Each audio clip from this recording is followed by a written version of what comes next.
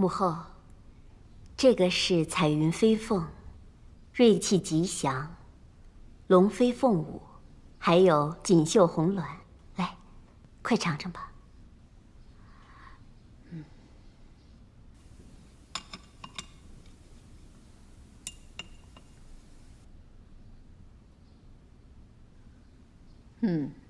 好。有女儿在果真不一样。母后这几日心烦没有胃口，公主一来现时就精神多了。平常哀家就爱吃这些，你知哀家心意啊。母后，我当然知道母后心意了，但这些菜式是子夫想出来的。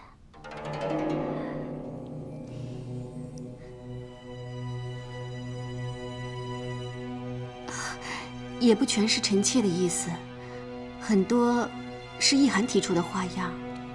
是啊，母后，意涵她为了增加母亲的食欲，花了不少功夫呢。你看，这个多有趣！这是什么名堂？这个呢，叫做五谷丰登。这不同颜色的食材都有助开胃促食。来，尝尝吧。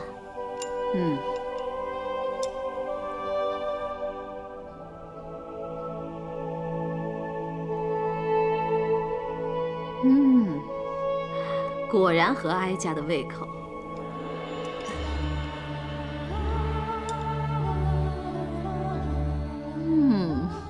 果然开胃。这就好了。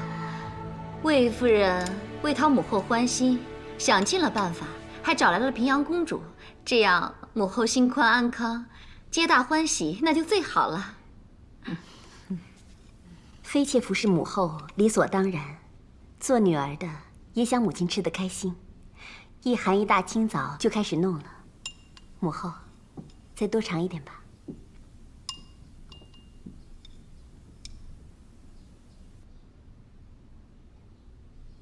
你献进宫的那些人里，就这个厨子不惹人生气。皇太后要是喜欢，可以召意涵随时来长乐宫做菜。哀家怎么敢用你的人？母后，你怎么能说这种话？这宫里谁的人你不能用啊？况且多用一些人，让母后显显威风也好嘛。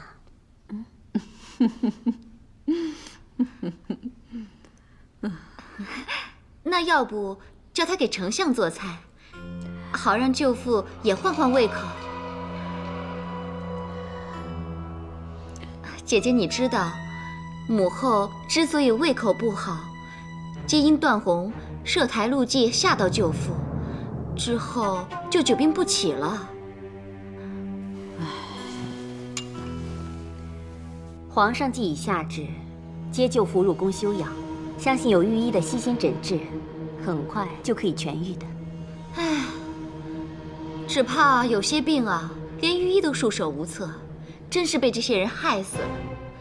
生前就捏造证据污蔑舅父，死后还阴魂不散似的拼命纠缠，害得舅父整天魂不守舍呢。哀家吃不下了。弟弟这个样子，哀家还能吃得下吗？哀家心不宁啊。母后，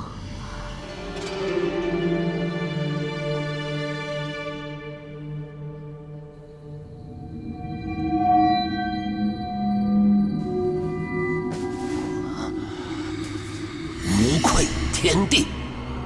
几乎在天之灵，奸佞谄媚者，血债血偿，欺上瞒下者，食不甘味，下场悲惨。这是被季侯死前的亲书用来盖世的义亲，必遭天谴。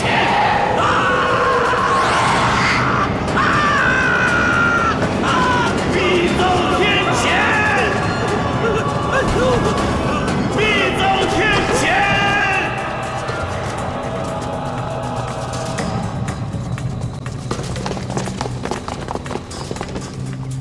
皇太后驾到！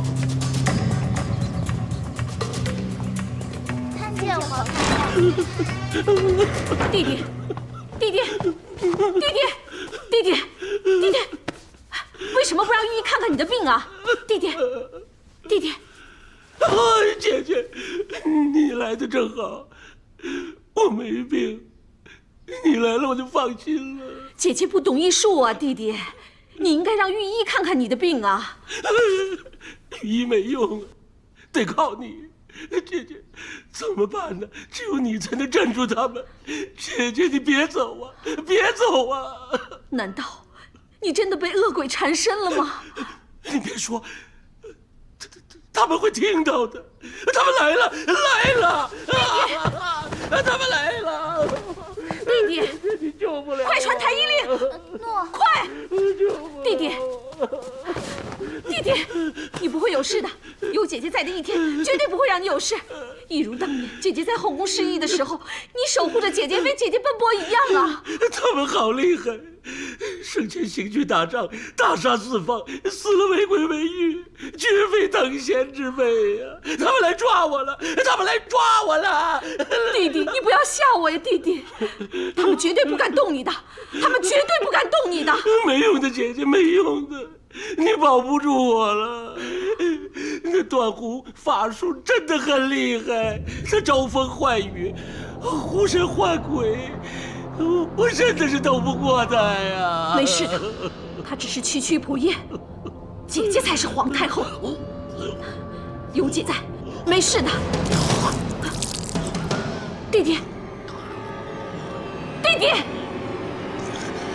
弟弟，姐姐，这一辈子有你做我姐姐，足够了。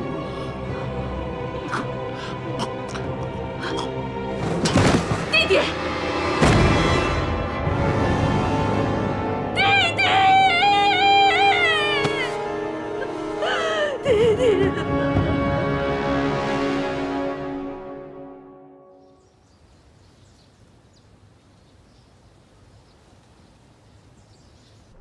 丞相既是陛下舅父，葬仪一切一定要风光。臣妾已经安排有司去办理，葬地也已经选好，墓室的形制按照丞相府原状，随葬的金器、玉器、青铜器，臣妾都已经安排妥当，就等陛下择吉日送葬。母后可好？母后心中郁结，还想静养。母后已闭关3日，足不出户，不肯见人。皇后与其安排丞相丧事，倒不如去安抚母后，看她是否安好。皇太后驾到！参见皇太后。参见皇太后。参见母后。参见母后。儿臣担心母后。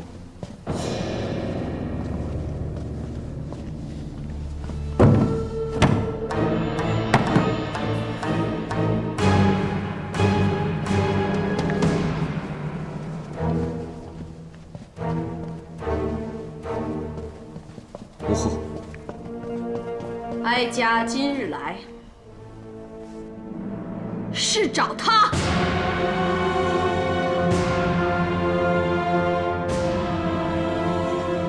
哀家的心情，众妃之中，属你最明白了。当年你弟弟卫青宫外出事，你身怀龙胎都要护着他。如今，哀家的弟弟遇害身亡，你说，哀家该如何为弟弟抱不平？这里有2498块玉，你帮哀家数数齐不齐整，给哀家做个见证。母后，这是玉匣用的玉，怎么带来这种丧葬裹尸之物呢？这是哀家为自己这将死之人准备的。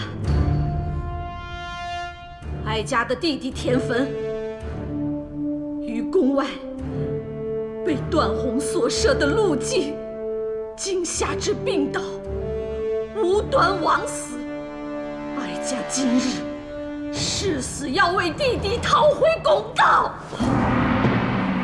母后请息怒，皇太后请息怒。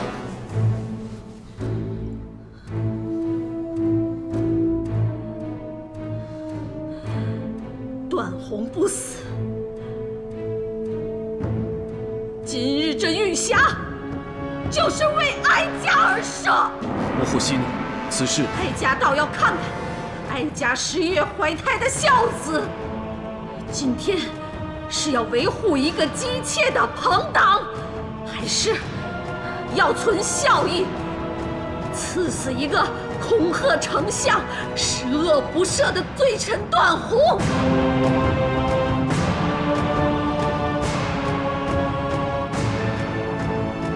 一句话，今日不是他死，便是我亡。儿臣当然希望母后福寿安康，也知道孝义所在。生，视之以礼；死，葬之以礼，祭之以礼。若母后执意要以死要挟儿臣滥杀忠臣，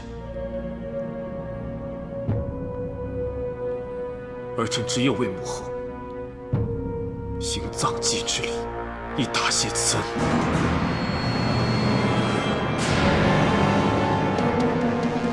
你，母后，母后，走开！皇太后，皇太后息怒。不孝子！母后，请听儿臣说。哀家不听。孝有忠孝和愚孝。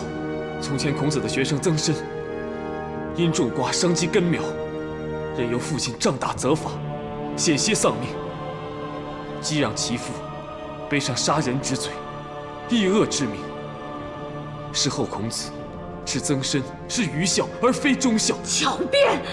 母后生我育我，儿臣时刻恐怕孝敬不周，又怎会忍心让母后背上胁迫天子、干扰朝政的恶名？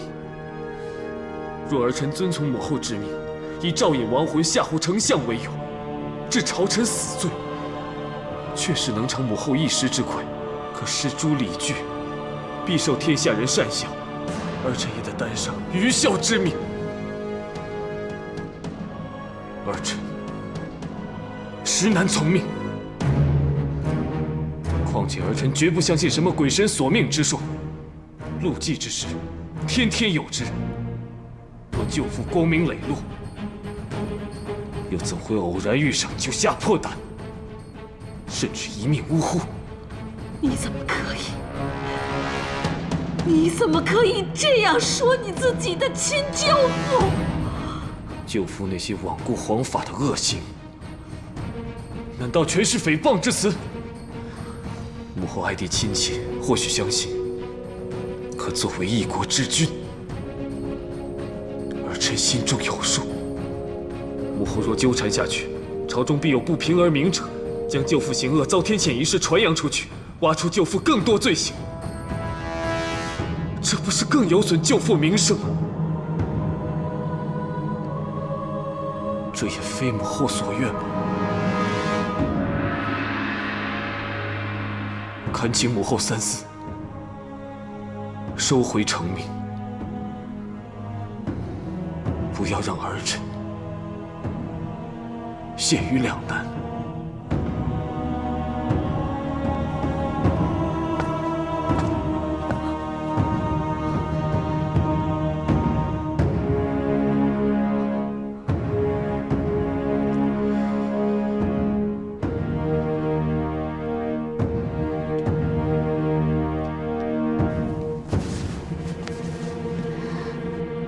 启禀陛下，可否让臣妾说几句话？说吧。皇太后刚才提起臣妾弟弟当年被抓一事，臣妾回想起来，也甚觉惭愧。当年臣妾愚昧，为了弟弟的失踪鲁莽行事，几乎铸成大错，险些滑胎，伤及腹中骨肉。如今只要为长公主身体抱恙，臣妾就愧疚当日所为，也许疑惑胎儿。皇太后与丞相姐弟情深，但是皇太后与皇上骨肉相连，母子同心。相信皇太后也不忍皇上受群臣非议，陷于两难，求皇太后英明决断。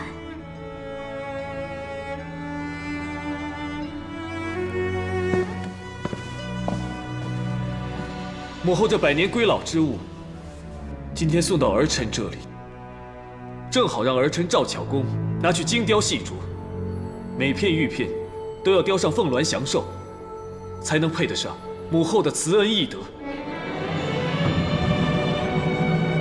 母后凤体金躯，必定长命百岁，儿臣便有充裕的时日，可以慢雕细琢，以此回报母后的深恩。就这样办。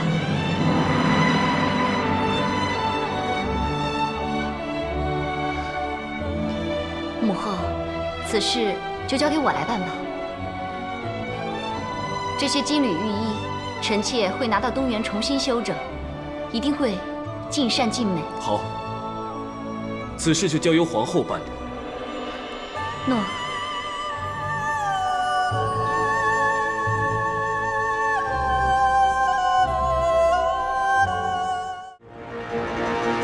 启禀魏夫人，皇太后还没起来，或者，请魏夫人先回去。不用了，我在这里等就好了。皇后驾到，窦太主驾到。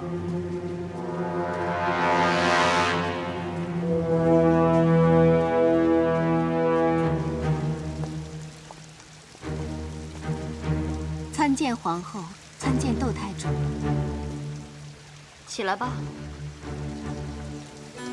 妹妹也来向皇太后请安啊。是，只是皇太后尚未起来。是吗？翠儿，快进去通传，说皇后来请安了。诺。魏夫人，你最近勤来请安，是因为皇上最近常宿交房殿吧？但是刻意奉承，未必博得皇太后在皇上面前为你美言呢。臣妾向来暗例请安，今闻皇太后生病，更常多来探望，并无刻意讨好之意，请窦太主明鉴。哦，那应该是我说错了。魏夫人当然不用刻意，只是举手投足已经是敬长辈、爱国君、识大体的贤惠嫔妃，那种真义淑德、挥耍自如，可是装得颇到家呀。母亲怎么能这样讲？魏夫人确实是贤惠入骨，母亲怎么能说她是装的呢？正因为魏夫人这贤良之德，才可以从一个歌姬攀上夫人之位，又得天佑，生出3个女儿。所以嘛，我这个皇后也得向妹妹学习，当一个贤惠的妻子。禀皇后，皇太后刚刚醒来，请内进。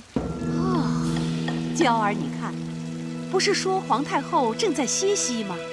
你来请安就立刻召见。皇太后原来是不想见某些人。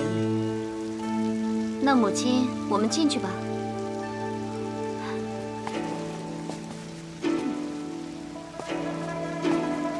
魏夫人，看你平时很聪明，怎么突然间不懂情理了？皇太后分明就是不想见你，你偏要进去惹她生气吗？我身为6宫之首，本来也应该帮你，可是总不能让皇太后在病中再受刺激吧。不过，本皇后不介意带你向皇太后请安。魏夫人，还是先回去吧。皇后，臣妾做了些补汤献给皇太后，请皇后代为送上。魏夫人还是自己用吧。皇太后就是因为怒你才不想见你，你让本皇后拿你的东西进去，那万一再触怒了她，你我可都担当不起。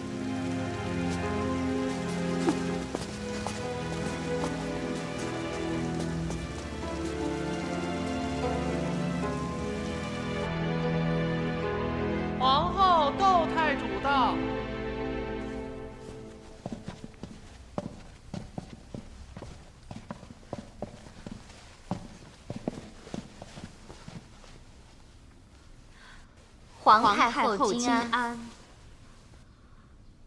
免礼了。母后身体欠佳，臣妾特意备了鸡汤，让母后提神养身。娇儿真是孝顺，别人就没有你这份心了。妹妹呀，这鸡汤是娇儿早上亲自给你熬的，妹妹趁热喝啊。是娇儿亲手做的，哀家当然要尝一尝。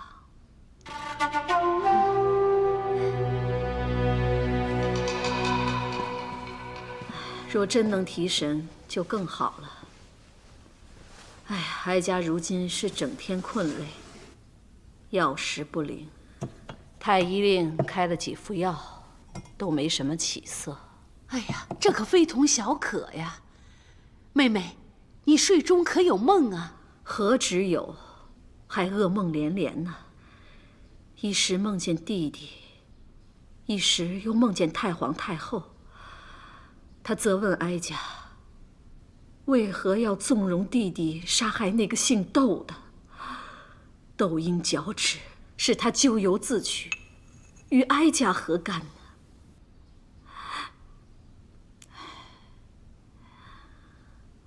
弟弟过世前几天，他也是噩梦连连。难道母后福寿绵长，想必只是伤心过度而已。不多虑就好了。就是，想是太医令的药并未对症，所以才令妹妹久病不愈。幸好我们娇儿孝顺，历经千辛万苦，已经为妹妹寻得良医了。哦，臣妾一直为母后搜寻良方妙药，今日还遇上一位义士。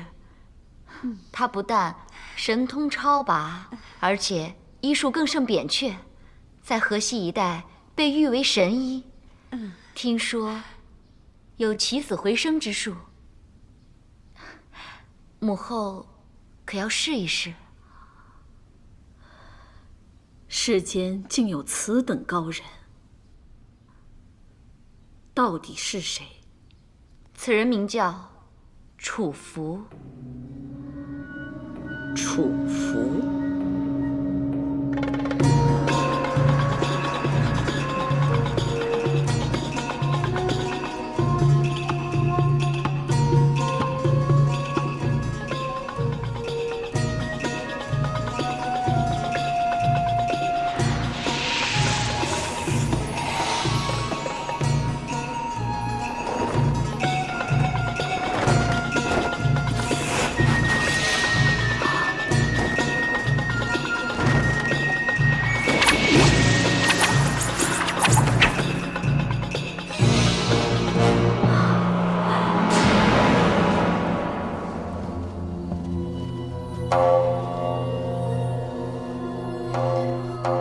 皇太后福印，灵丹妙药在此，必能药到病除。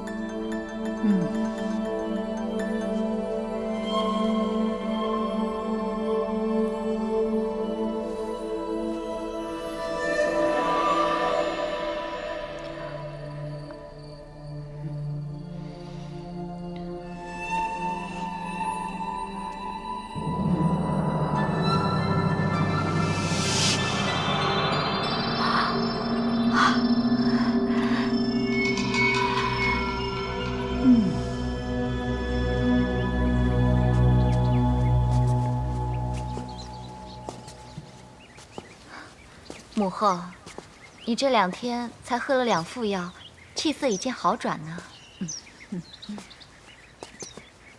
相信妹妹的病很快就会康复。起初娇儿推荐的时候，还半信半疑。唉，现在虽未完全康复，但身心舒畅多了。都坐吧。楚服，你果然名不虚传呐！谢皇太后赞赏。不过小女子不敢独占功劳。哦，难道还有比你更厉害的高人？是田丞相在天之灵护佑皇太后。弟弟，丞相素来积德，已归仙道，如今福泽后宫，皇太后才会迅速康复。原来是弟弟，他在保哀家，可哀家却保不了他。母后救父成仙，这是天大的好事啊，为何难过呢？娇儿说的是，他能成仙就好了。哀家心结能解，全因你孝心推荐。哀家要重重赏你。既然是孝心，又何须原赏？母后要赏，就赏楚服吧。是他法术了得，才让母后解除烦忧。这是当然，就赏楚服黄金100锭。谢皇太后赏赐。起来吧，以后你就留在哀家身边，替哀家医病保养身子。楚服只怕不能胜任，求皇太后收回成命。为何不愿意呢？你有什么要求，就说吧。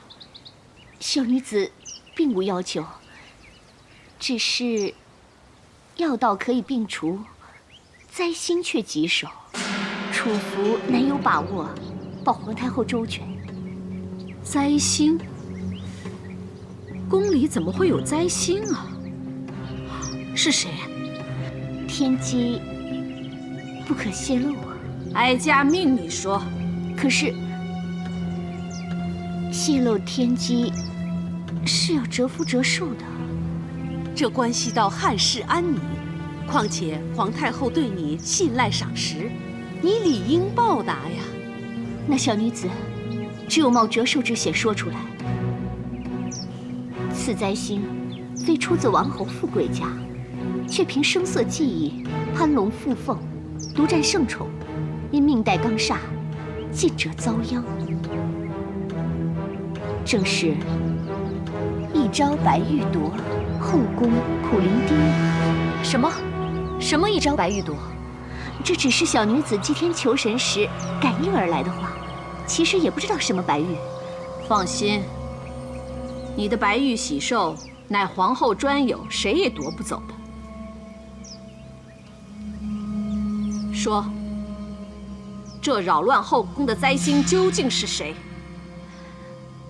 凭着声色技艺，攀龙附凤，独占圣宠，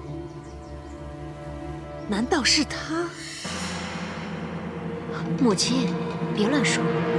说又如何？谁猜不出来？除了魏夫人，还能有谁？母后，魏夫人向来心善仁慈，对母后恭敬，她的一言一行在后宫之中尽是典范，怎么会夺白玉，又克母后呢？皇后，宁阁与生俱来，且有罡风引路，为她扫平障碍，轻易扶摇直上。只怕祸延后宫，绝不能让这妖孽灾星去伤及皇帝。皇太后请放心，此灾星遇弱则强，遇强则弱。皇上乃九五之尊，不足为虑。但老幼病弱者，为灾星所克，轻则诸事不顺，重则突发病患，危及性命啊！后宫老幼众多啊，那该如何是好啊？楚服，你若能消灾解惑，哀家必定重重赏你。皇太后赏识器重，小女子必定竭尽所能，报效洪恩。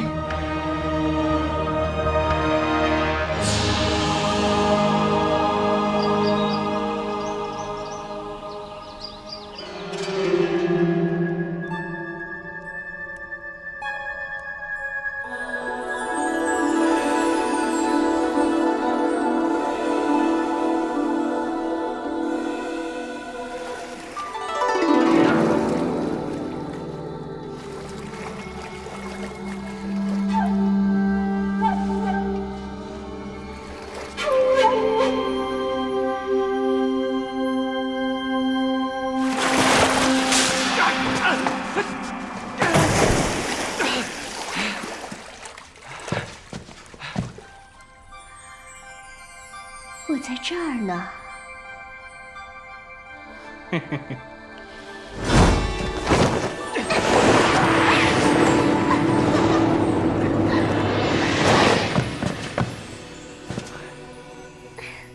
你怎么这么坏呀？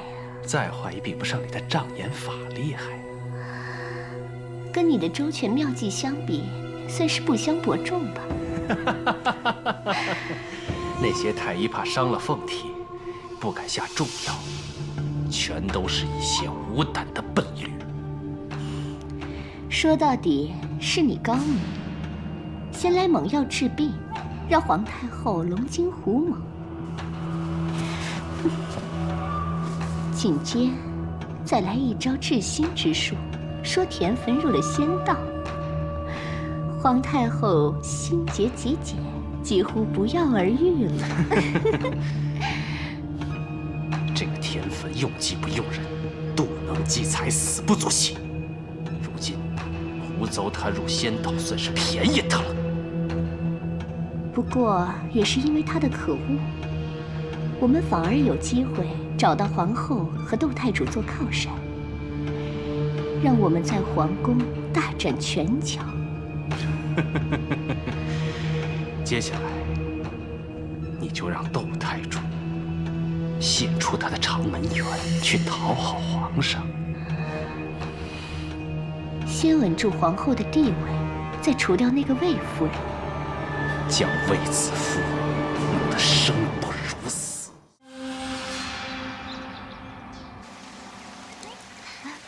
看，鱼儿也过来了。小心啊！我也要小心啊，公主。来，快到宗母这儿来。哎呀，这小东西，来，吃一个。乖，翠儿，带小公主去梳洗一下，让他们休息休息。诺，乖，乖。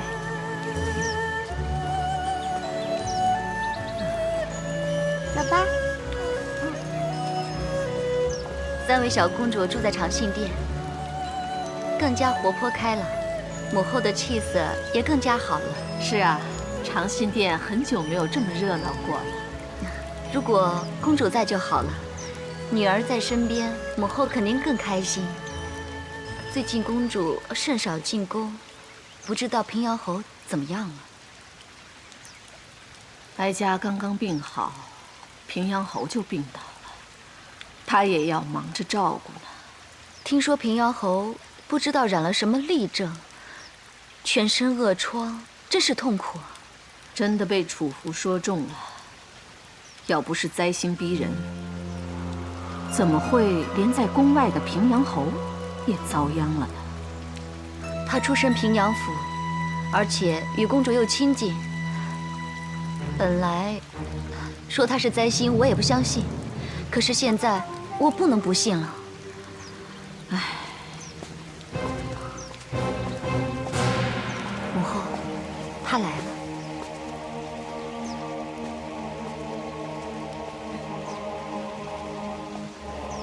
皇太后万安，皇后金安。免了。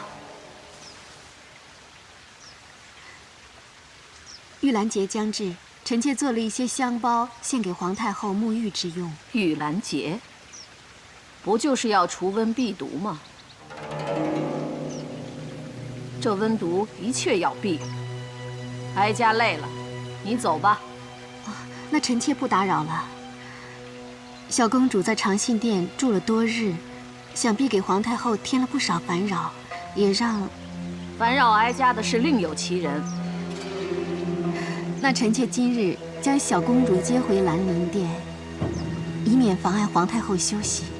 公主们玩累了，正在寝宫睡觉，不要吵醒她们。那臣妾明日再来接她们回去。我明日要带她们去百花林赏花。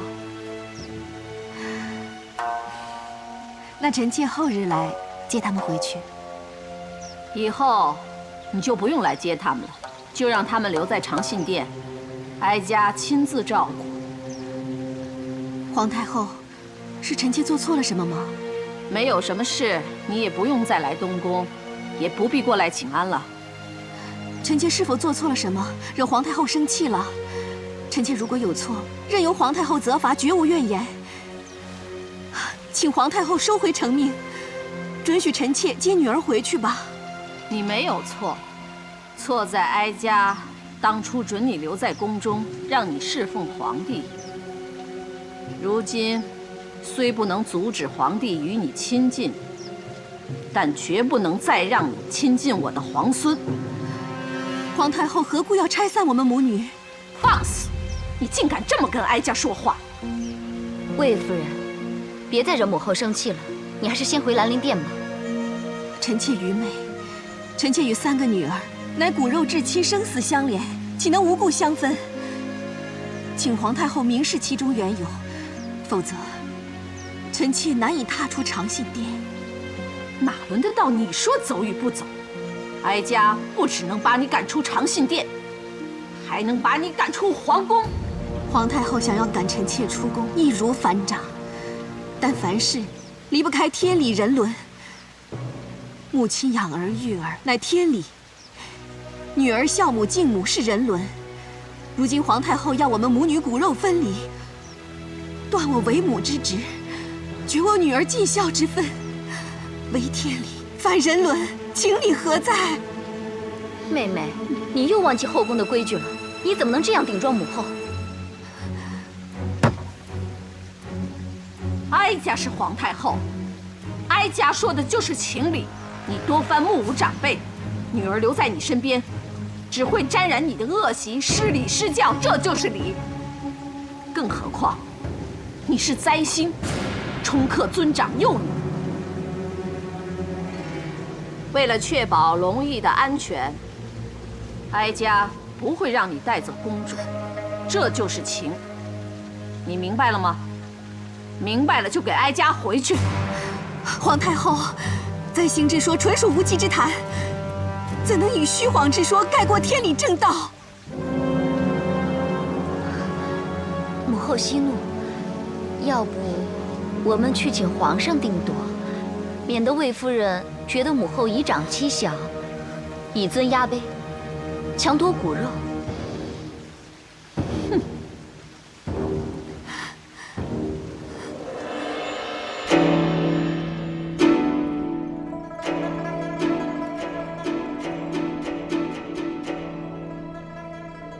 陛下，外敌侵扰边疆、杀人抢粮之事实在紧急。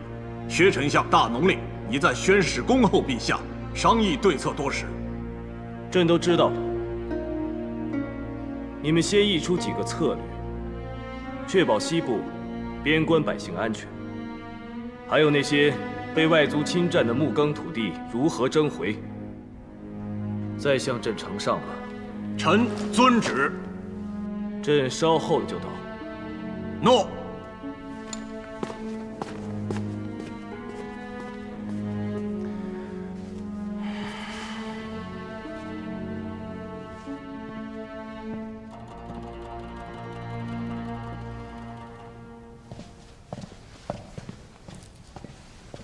参见母后。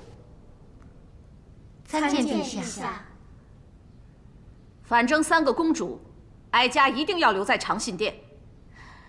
臣妾实不敢再添陛下烦忧，可是母亲养育孩儿天经地义，求陛下恳请皇太后让臣妾将孩子带回去。陛下家事国事皆忙，臣妾愿为陛下分忧，出个主意。皇后请说。弄孙为乐，是为人祖母的福气。可是10月怀胎，血浓于水，又怎能分离呢？我明白，魏夫人不舍骨肉，也是爱女深切。不过现在陷入两难境地，大家也都是为了3位公主好。臣妾斗胆做一个提议，就请母后让魏夫人领回魏长公主和2公主，小公主则暂留长信殿。3个都是哀家的孙儿，哀家都要护着，不能被这灾星所害。所谓灾星之说，纯属无稽之谈，求陛下明察。妹妹，难道你想把转弯的余地都堵死吗？假若两位公主在魏夫人身边健康无恙，母后就不必再管灾星之说。到时小公主就可以回兰陵殿，陛下以为如何？好。陛下，3位公主一直在臣妾看护下健康成长，即使患病，都只是偶然风寒，全都是小病。所谓灾星不祥之说，祸延女儿，全无凭据。小公主年幼，却被迫与母亲分开，他们一定会惊惶不安的。我的好妹妹啊，母后与小公主祖孙情深，你不必多虑，就让小公主陪伴祖母，让母后宫中多添点欢乐，也替皇上尽孝心啊。就依皇后所言，长公主与二公主由魏夫人带回，小公主就辛劳母后代为照顾。陛下，朕意已决。你不是常说要给朕一个和乐之家吗？那就依皇后所言，让朕一家和睦。国事已经烦扰不堪，不想再为这仕途添烦恼。你也当是替朕分忧好了。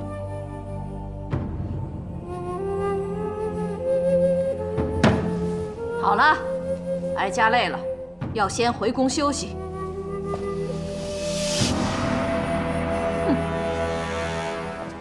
来民，小的在。哀家宣誓。诺。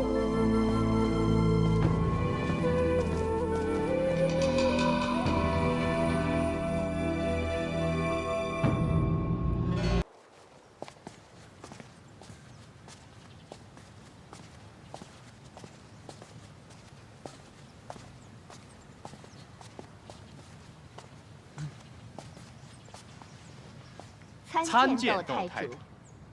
免礼。恭喜窦太主啊！曹石已死，实在可喜可贺。先是你那招投其所好，以抚琴香薰，让皇上重临交房殿；再来一招，挑拨离间，令皇太后认定卫子夫就是灾星；再到这招，宠其所爱。以小公主作为棋子，既可以打击到卫子夫，又可以让娇儿重获圣宠。这3招都算计得非常精妙。好，可是曹石之死，跟我娇儿获宠又有何关系呢？曹石一死，足以令魏夫人众叛亲离，甚至连魏氏一族也马上就会死无葬身之地。此话何意？快说。窦太主不必焦急，只要有双呼风引雨的爪手，就能让不讨窦太主喜欢的人死得凄惨。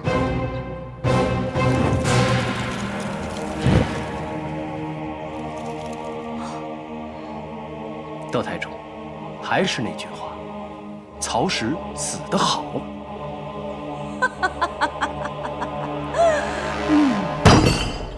大胆！皇太后息怒，为知臣妾所犯何事，皇太后急召臣妾前来，还求皇太后明示，臣妾有错则改。你是真不知道还是假不知道？流言都传到宫里来了。臣妾不知道有何流言。那是因为太不堪了，所以人家不敢在你面前提起。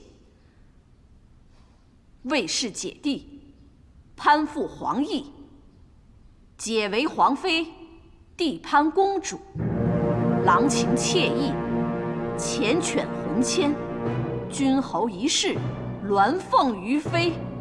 还有呢，哀家说不下去了。皇太后，这些一定是误传，我弟弟断然不会和平阳公。闭嘴！你没有资格提我女儿。平阳侯尸骨未寒，你那好弟弟便乘人之危，对公主意图不轨，实在可耻。还不是因为你这个做姐姐的没有好好管教弟弟，才败坏了公主的声誉名节，你该当何罪？这件事不是真的，我弟弟向来踏实守礼。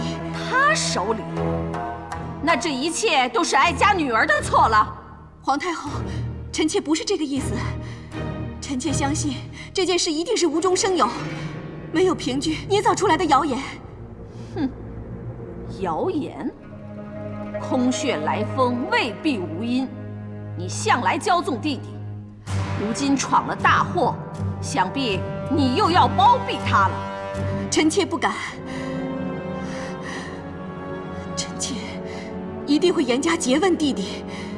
就算没有此事，臣妾也会叮嘱他避嫌。避嫌？避嫌好，最好你们姓魏的全都避离我们。哼！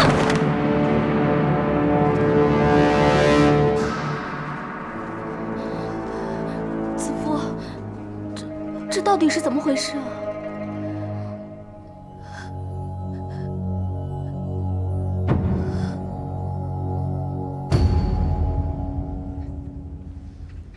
臣派人密查冠夫食客的踪迹，现在已有眉目。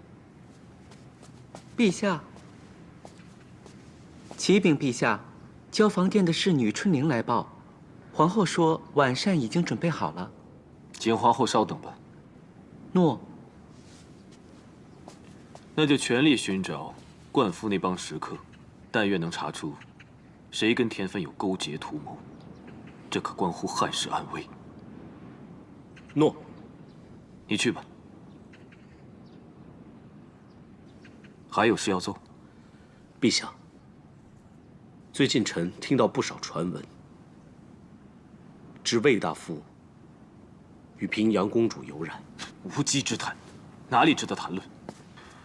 只恨那平阳侯刚一离世，就出了这种风言风语。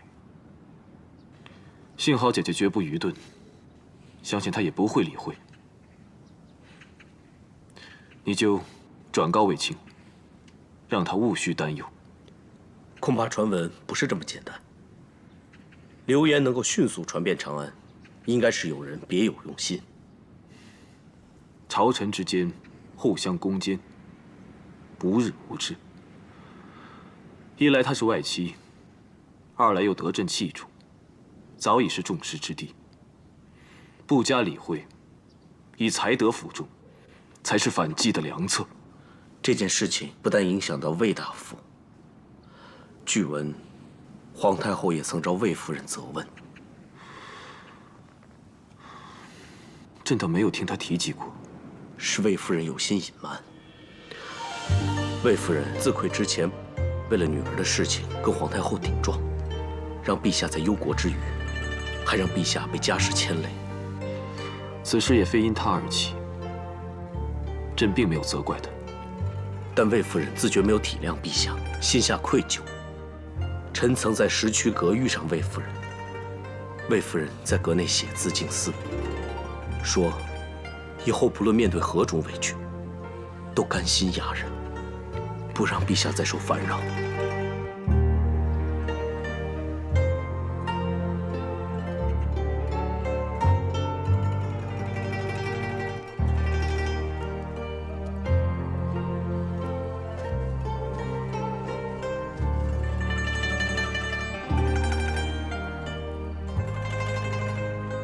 在写什么？陛下，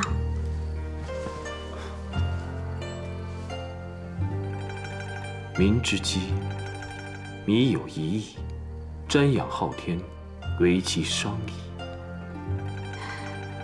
是臣妾小的时候良哉时所见的景况。如今丰衣足食，何必在意往日的苦？记得从前的苦，才知道现在有多幸福。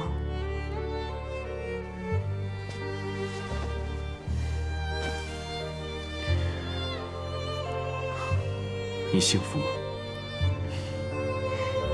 臣妾有陛下的恩眷，又有一如亲人的知己良朋作伴，更有3个女儿承欢，当然幸福。可你心里很苦，对吗？陛下，朕最近忽略了你，让你骨肉分离，还受母后的气，你受屈难过，为何不告诉朕？臣妾不难过，知道陛下国事繁重，还念及臣妾，已经很满足了。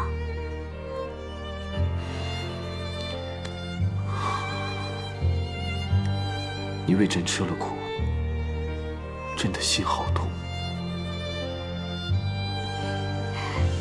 这不叫吃苦，叫尝甘。就像小时候，即使粮灾，也有邻家段大叔赠食，足见人间有情。这份甜，这一生都铭记不忘。好，你要写诗，朕与你一起写；你要思苦，朕与你一起思；你要尝甘，朕也与你一起尝。还记得入宫前，朕对你说的那些话吗？臣妾当然记得，陛下说要与我一起改写这6个字：苦饥寒，逐今晚。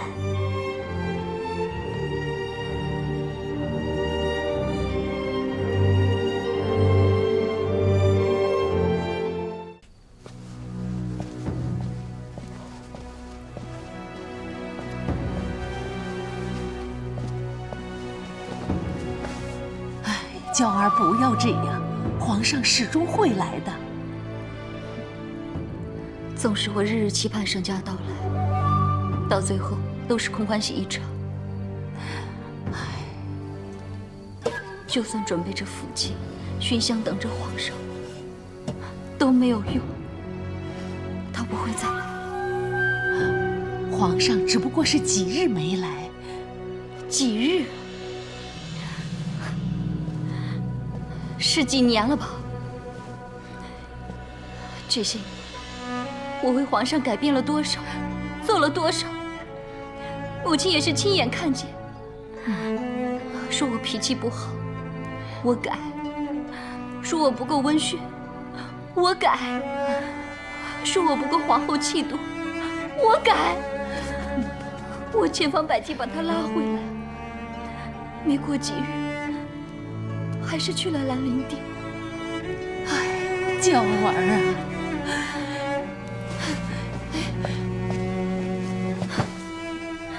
无论我做什么，只要让她烦躁，她都大发雷霆。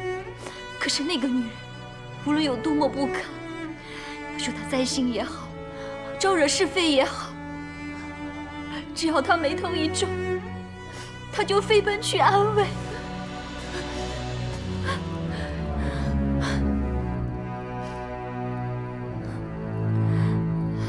她有皇上的宠爱，还生了3个公主。哪天再生个儿子？可是我呢？祖母去世，我一个龙裔都没有。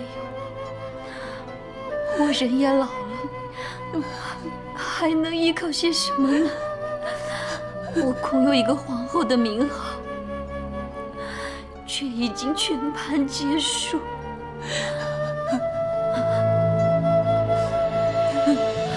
娇儿，事到如今，就只有2条路可走了。还有路？一是跟那卫子夫最后一拼，不管后果，拼个你死我活。我不是早就跟他拼了吗？那要不然就认输吧，以后和平相处，忍辱顺命，或许还能保住你的皇后之位啊。娇儿，是玉石俱焚，还是听天由命？你自己决定啊！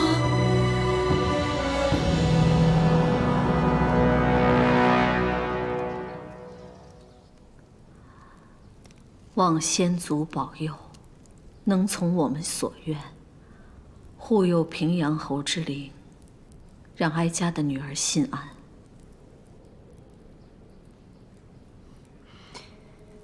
谢母后关心。平阳啊，死者已矣，你就节哀，别太操劳。皇帝，你姐夫的大殓已定在下月初7，丧葬事宜要多加准备，确保一切得体。母后放心，儿臣会的。还有，万事都得顾及平阳侯名声，让该来的人都要来，不该来的就不要来了，免得丢了公主的颜面。母后是否听到什么流言蜚语？其实皆属无稽之谈，只是有人见卫青接连得阵提拔，刻意造谣打击。有人的弟弟被诬陷，皇帝最近刻意常往兰陵殿走动，细心安慰了。皇帝可不要只顾着维护宠臣宠妃，就不顾你亲姐姐的名声。母后，儿臣与魏大夫光明磊落，根本没有什么需要回避的。若他出席丧礼的话，我会亲自接待。你说什么？母后，谣言止于智者。你们姐弟连心，你们是认为我这个母亲愚钝了？母后，儿臣怎会忌惮？那无稽之谈，便疏远魏夫人和卫青，这非我性情。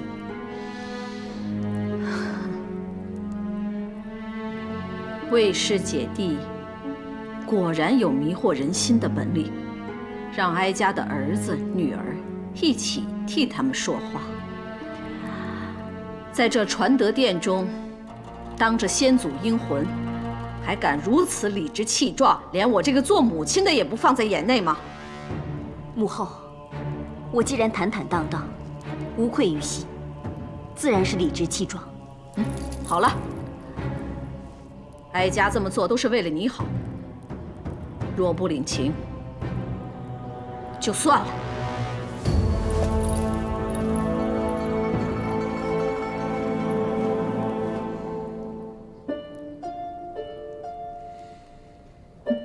不愧是朕的好姐姐，面对流言蜚语，仍然坦然自若。这些怎么会影响到我？倒是卫青，我担心他该如何自处。他是重情重义之人，如今实在令他为难。是的，出席丧礼可能令谣言更盛，但若连前主的丧事都缺席，又怕遭人非议。对他来讲，去也难，不去也难。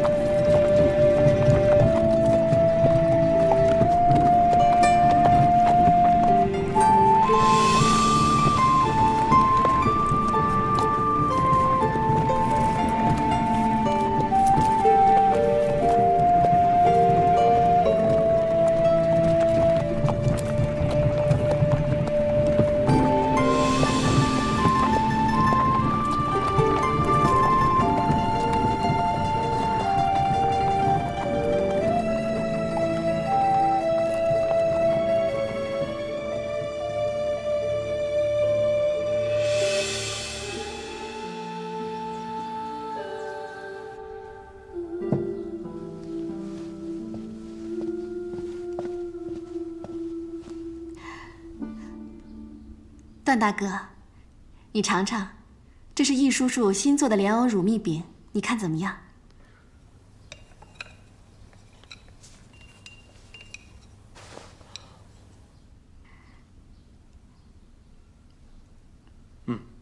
爽任适中，蜜味浓郁。这乳蜜是皇上所赐，我猜是让我苦中尝甜。我想，我的近况是段大哥向皇上透露的吧？我只是随口提提罢了。这蜜饼吃下去，不但口中甘甜，心里也甘甜。这甘中有皇上的体谅，也有段大哥的关心。姐姐，段大哥也在啊。我刚邀段大哥来品尝点心，你来的正好，正想问问你的近况。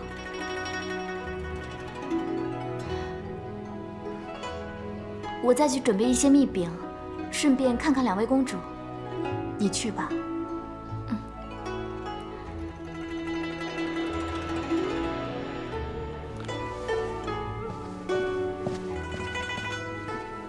关于弟弟的传言，想必姐姐都知道了。我有所听闻。弟弟，你还好吗？姐姐怎么不追问我流言真假？那还用问？我难道不知道自己的弟弟懂得守礼吗？我也不知道这流言是从何处传出来的。不过，我明天就要奉皇命去边城治马，正好离开这是非之地。去边城？是。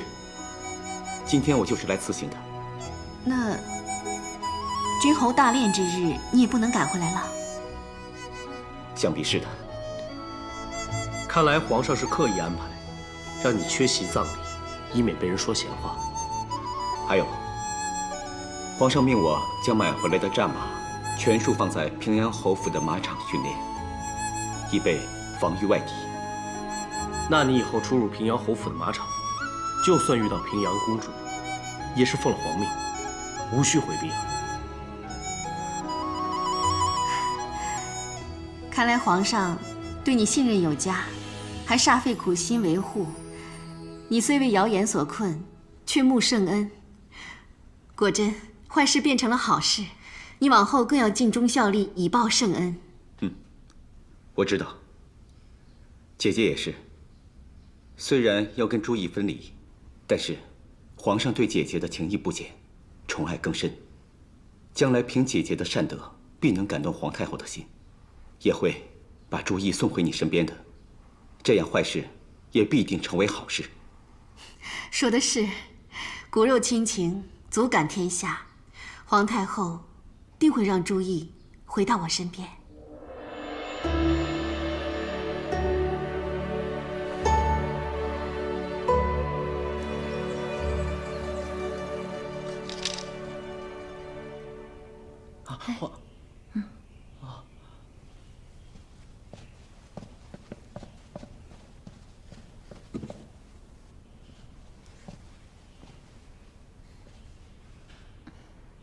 白明，告诉膳房，朕不用午膳了。多忙多烦，陛下都要保重龙体啊。皇后来了。臣妾做了红枣梨子汤，润燥温肺的。皇后什么时候学会做汤的？臣妾也是刚学，还怕不合陛下胃口，忐忑了好久。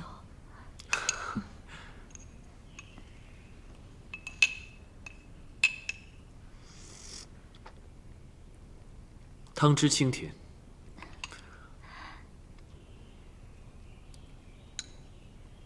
软糯滑口。皇后谦虚了。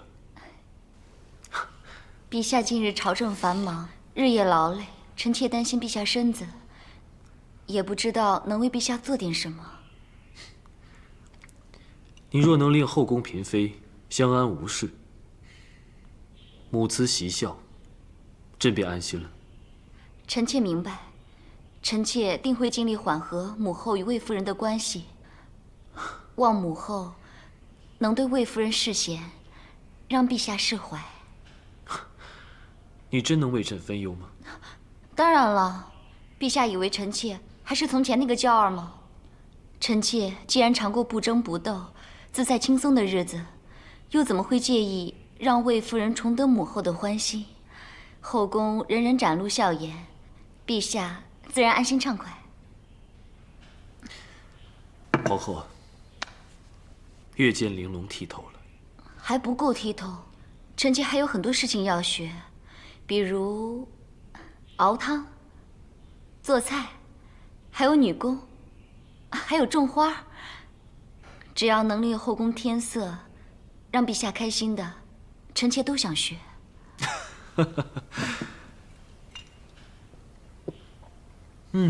今日这汤真是越饮越甘甜。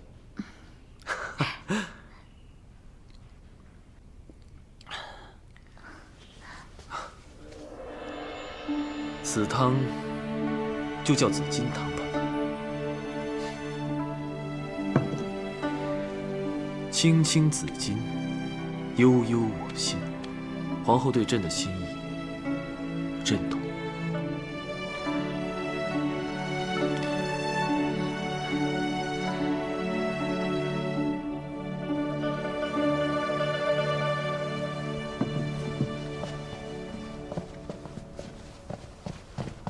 我学做了一些小点，特意请各位妹妹来尝。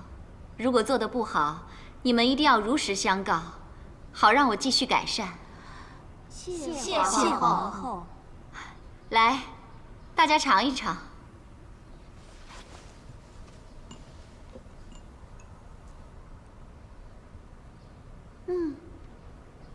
好酥脆呀！到底是什么呀？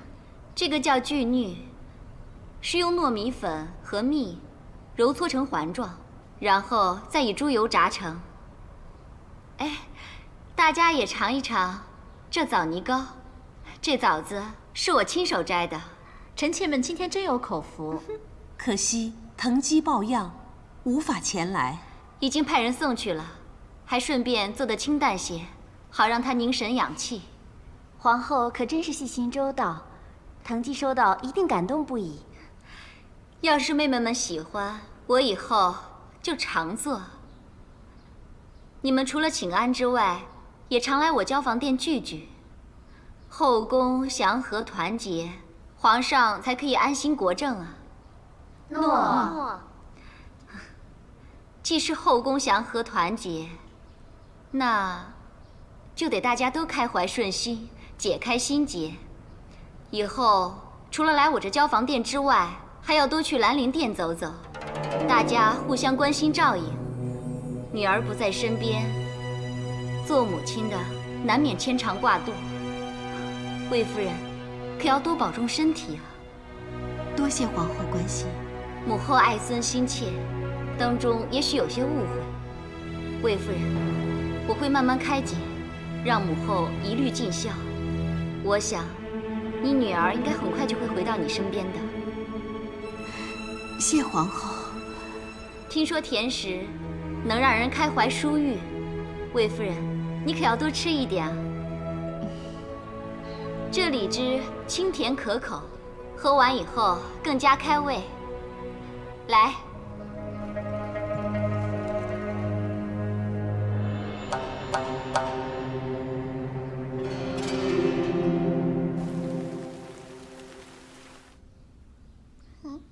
别看了，别看了，快写呀！哦，你们可以歇一歇，先吃些小点。哈。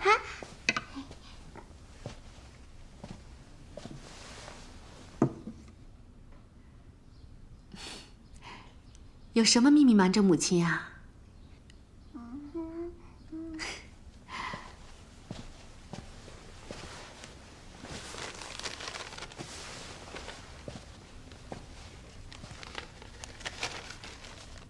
朱意妩媚如雾，写给妹妹的。好久不见妹妹了，不知道她在做什么，我很想她。不知妹妹吃什么，佳怡做了她最喜欢的干豆羹，很好吃。所以你们就想写信把妹妹叫回来？那为何写给妹妹还要瞒着母亲呢？每次说到妹妹，母亲就不开心。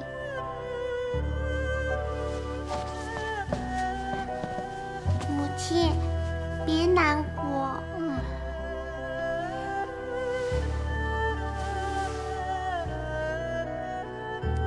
母亲不难过。母亲看你们这么关心妹妹，很高兴。我们有母亲疼，可是妹妹却孤零零一个人。不知道妹妹现在开不开心？妹妹在祖母那儿，一定过得很好，不用担心。知道你们这么疼她，她一定很开心。那就好。你们看，好漂亮呀！人生在世，困阻难免，但是只要不放弃，雨过一定会天晴，而且雨后的彩虹也最美了。妹妹现在只是暂时与我们分开，总有一天会回到我们身边的。到时候啊，我们一定会比以前更幸福、更快乐。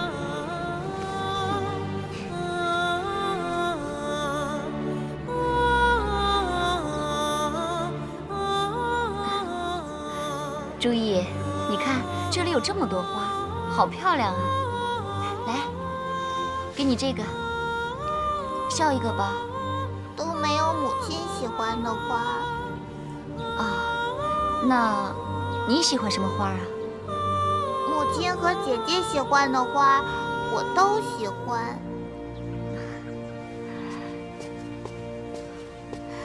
朱意。母亲。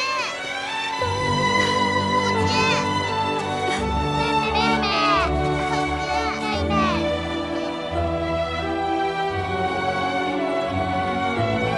姐姐，我很想念你们。我带你们去看溪水流啊流，好不好？好，快过来。走吧。走。慢点啊。参见皇后。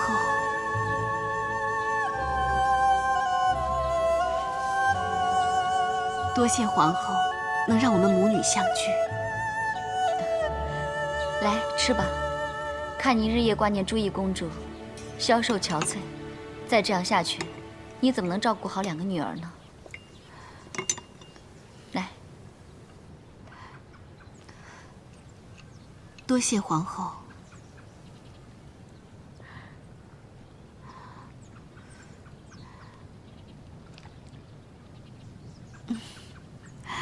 味道很鲜美。你呀，终于见到心爱的女儿，胃口好罢了。来，再来一点。啊，你是不是觉得我变了很多？其实，和你斗了这么多年，真的很伤身啊。长此以往，我的日子也不好过。皇后，臣妾从来没有想过要跟你斗。这么多年来，一直指望得到皇后接纳包容，能像一家人一样。从前，我只是放不下，越放不下，越要跟你争。皇上也离我越来越远。既然如此，又何必呢？现在，我不和你争了。反而得到皇上的尊重，你知道吗？如今待你好，或许只因自私。我想重得皇上的宠爱。皇后今日能与臣妾以诚相待，臣妾敏感于心。臣妾也希望皇后一切安好，得到皇上的宠爱。你明白就好。过去的种种，我们都不要放在心上了吧。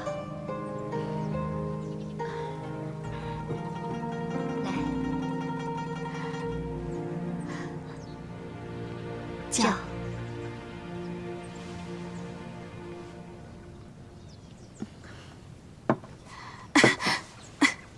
妹妹，是身子不适吗？没事。还说没事？自从朱意公主不在，你就精神不振，你是一直睡不安稳吧？不瞒皇后，臣妾确实半夜难眠，站在朱毅空置的房间，真的心疼，很思念他。你放心，我会慢慢说服母后，好让你们母女早日团聚。多谢皇后费心。谢什么呀？我虽没有孩子，但也体会得到你的痛苦。其实，是你对孩子的慈爱和深情感动了我。哎，你看，他们多亲啊！此情此景，我怎好让你们分离思念呢？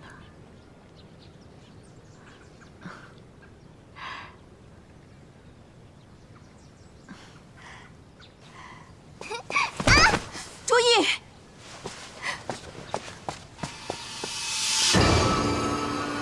怎么了？朱毅，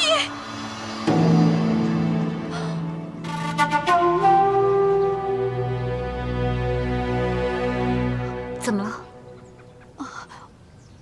我刚才看到朱毅摔倒了，满脸的血，可能是我没睡好，眼花了吧。妹妹，要好好休息，别胡思乱想。我想朱毅很快就能回到你身边的。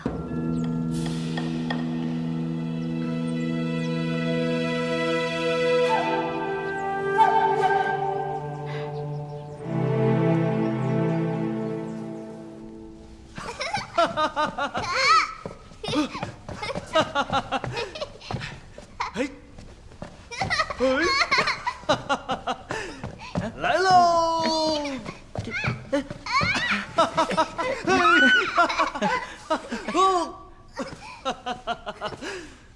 哎呀，朕的小朱毅呀，如今已经如此可人，想必将来会像母亲一样，是个大美人儿。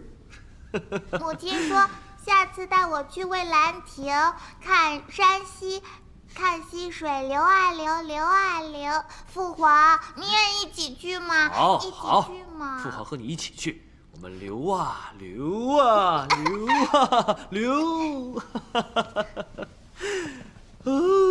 那朱毅晚上就要早点歇息，养足精神，明日早上去读书，下午就可以玩了。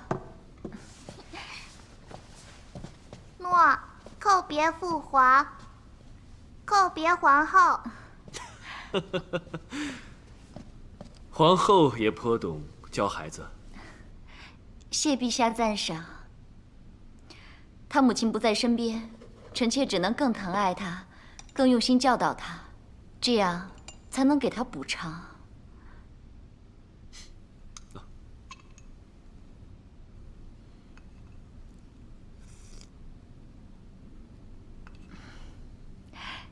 臣妾刚才煮好了紫金汤，还精心做了些糕点给母后。见母后心情好多了。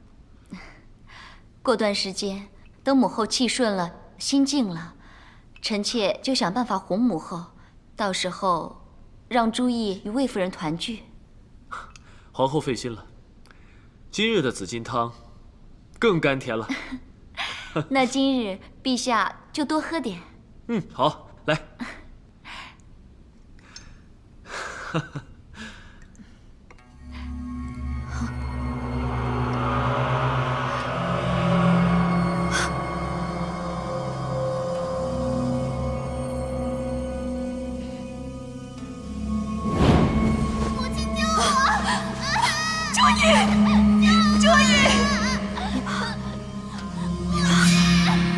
不要带走我的孩子！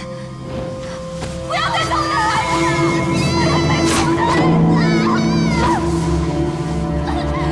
我的孩子！不要带走！不要带走我的孩子！子父，子父，不要动手！别把我的孩子带走！子父，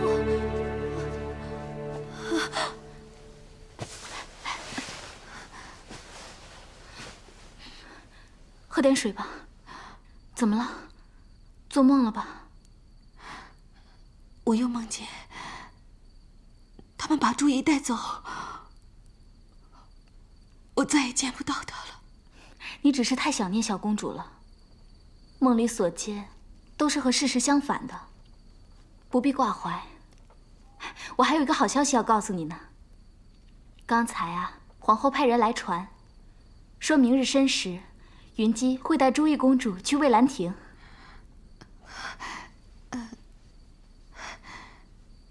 可是，明日申时，魏长和十一要读书，机会难得，你还是去吧。以后有机会，再让她们姐妹们相见。也是，我先见见她，可以安心些。放心，明天我会让2位小公主好好的读书，你就放心和3公主好好的团聚。你现在啊，要好好的休息，养足精神，啊。哎，怎么了？我给珠意做的袜子马上就做好了，今晚做好，明日就可以拿给她。子夫，你已经好几个晚上没有好好休息了，你要爱惜自己的身体啊。我去帮你拿吧。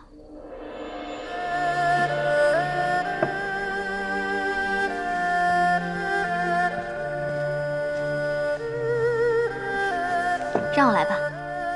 我想自己来。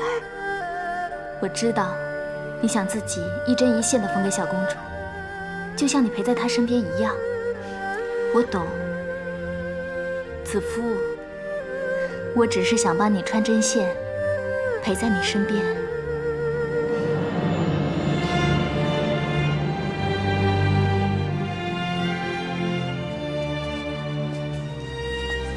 夫人近来睡不好，昨夜还通宵达旦，今晨见你还精神不振，可如今快要见到小公主了，脸色都好多了。说的是，如果能够天天见到珠意，我不止脸色好，精神也会更好。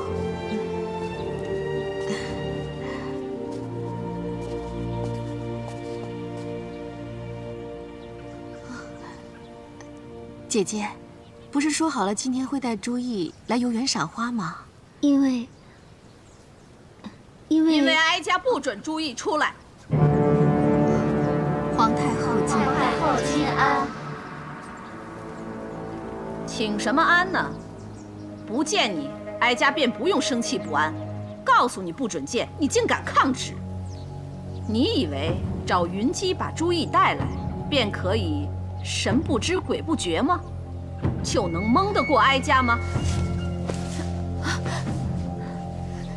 臣妾不敢，臣妾只是太过思念珠意，请皇太后饶恕云姬。狐媚坯子，你最会在人前视若扮乖。你把你这些伎俩通通给哀家收起来，留到皇帝面前装吧。别在这装神弄鬼，不知情的人还以为哀家又欺负你。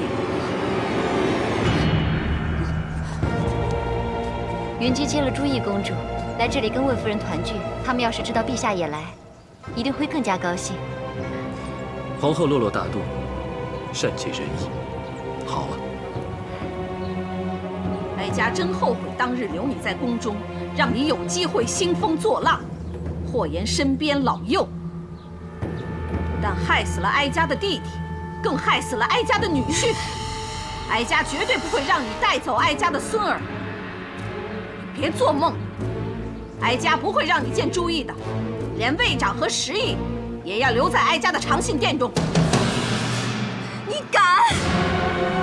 身为母亲，要女儿留在身边，天经地义。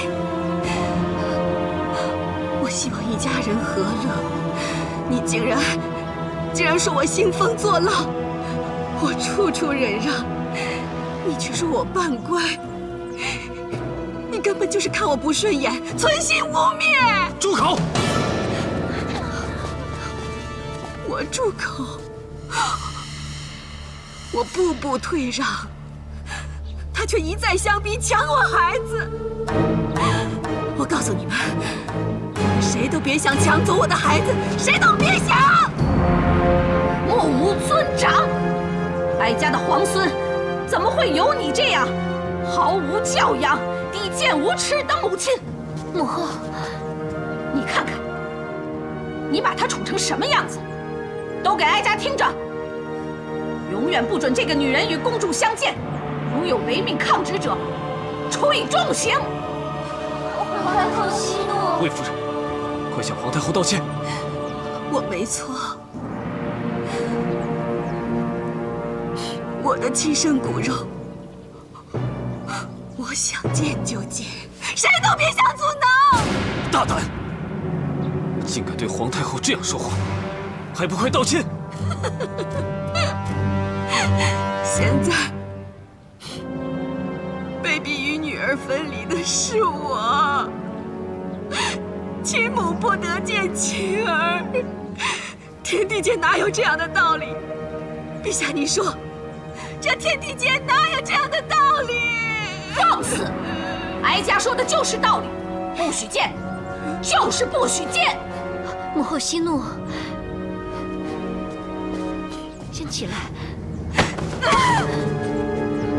魏夫人，你思女心切，大家能体谅，可是你也不能大吵大闹啊！还不快扶夫人回兰陵殿休息？诺，放开我！你把女儿还给我！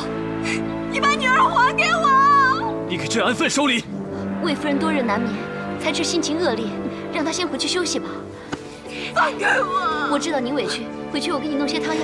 来，你把女儿还给我！先起来，不许再纵容她了！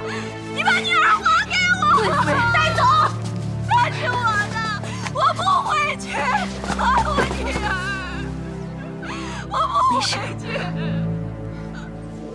我不回去！还我女儿！你还我女儿！还我女儿！跟我斗？他凭什么？我可是皇上许诺金屋藏娇的一国之母，后宫之主。只不过是一个上衣偷欢的歌姬而已，哪斗得过我尊贵的女儿？痴心妄想！母亲，你要我选择，是玉石俱焚，还是听天由命？我陈娇绝不由命。哼，当然是要和他拼了。你现在是全胜，大胜了。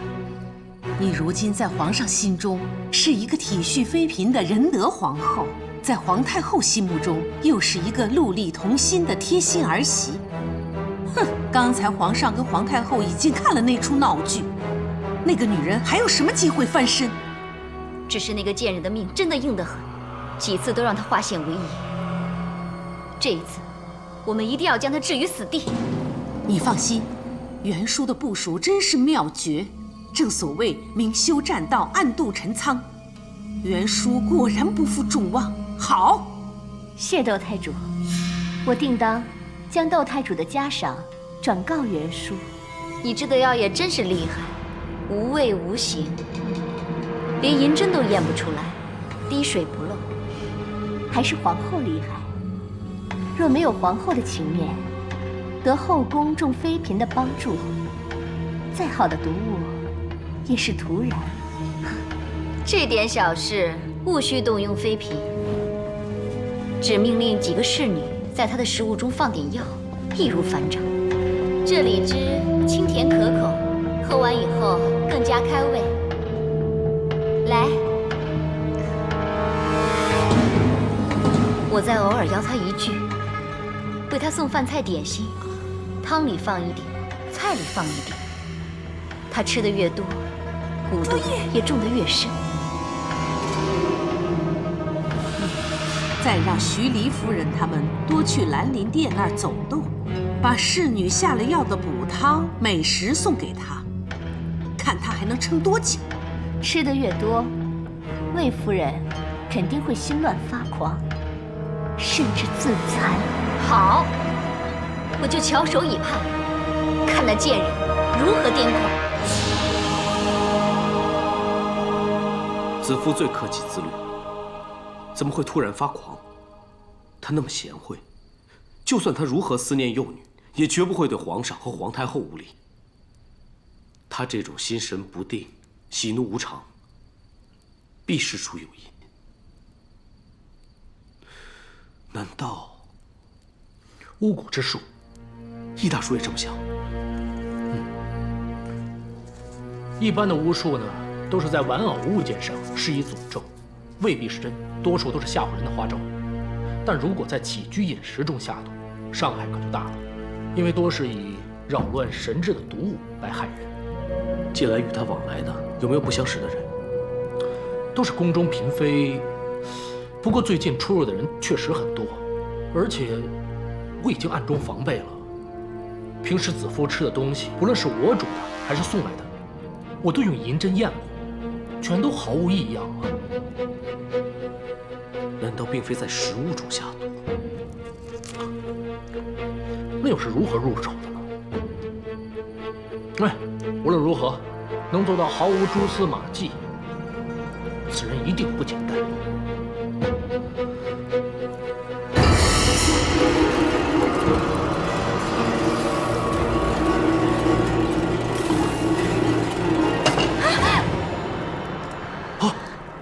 疼不疼？你说呢？对不起，我太鲁莽了。你最怕疼，你一疼，我这心里就更疼。多亏你炼出这么厉害的毒药，只要魏夫人一毒死，我们就成功在望了。我炼制的蛊毒在河西之域称霸，里面的毒物可是样样珍贵。最重要的是，银针验不出，而毒性又缓慢渐进，每受刺激就会发作，让身边的人误以为魏夫人喜怒无常，患上癫狂疯魔之疾。只要我们替窦太主和皇后解决了魏夫人，我们盼望已久的荣华日子就要到来了。到时候，我们就可以逍遥自在，天天看着你的细腰曼舞。看来我也要再加把劲儿。你知道吗？我还没有添加进一种可以让魏夫人更难以自控、随时自残的看家毒物。魏夫人吃了，定神仙难救。